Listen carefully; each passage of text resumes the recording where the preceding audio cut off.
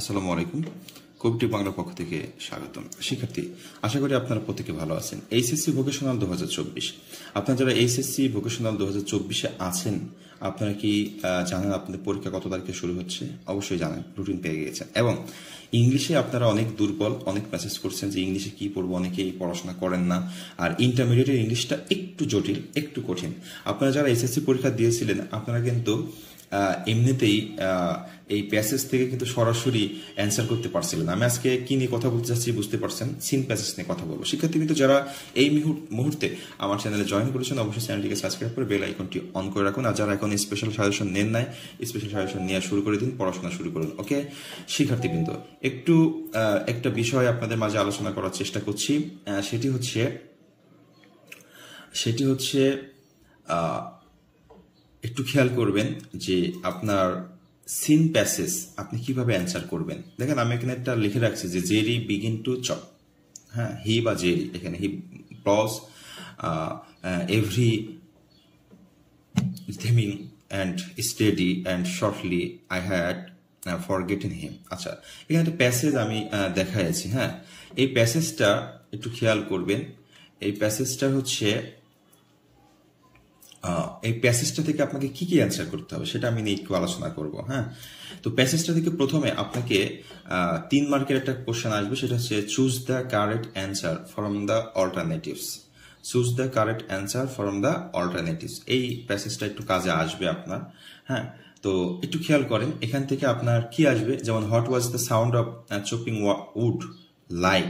এখানে এই লাইনটা আপনি কি করবেন, প্রথমে প্যাসেজটা পড়বেন। আবারও বলছি, আপনাদের কিন্তু এটা এইচএসসি এর মতো না, এখান থেকে আপনার একটু হলেও পড়াশোনা করতে হবে।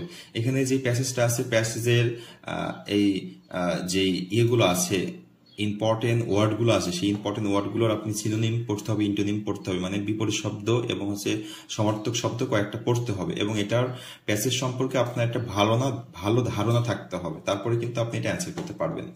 হ্যাঁ, সরাসরি কিন্তু এখানে হুবহু লাইন থেকে উঠিয়ে দিবে না, এইচএসসির মতো একটু জটিল হবে।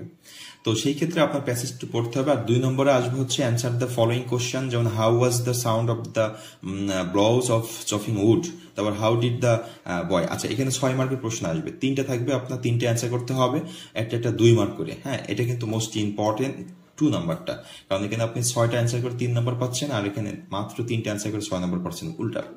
আর 3 নম্বর আছে read the above text and make a flow chart mentioning Jerry's আচ্ছা ক্যাপাসিটি অফ ওয়ার্কিং। হ্যাঁ, ক্যাপাসিটিস অফ ওয়ার্কিং, তারপর জেরির ক্যাপাসিটি সম্পর্কে এখানে 5টা মেনশন করে 6টা লিখতে হবে। একটা দেওয়া থাকবে, একটা এক্সাম্পল দেওয়া থাকবে আপনার কেমন, আর 6টা লিখতে হবে, 5টা লিখতে হবে। হ্যাঁ, শর্টকাট এভাবে, মানে আপনার হেডলাইন মতো করে সে কি করতে হয় আর কি।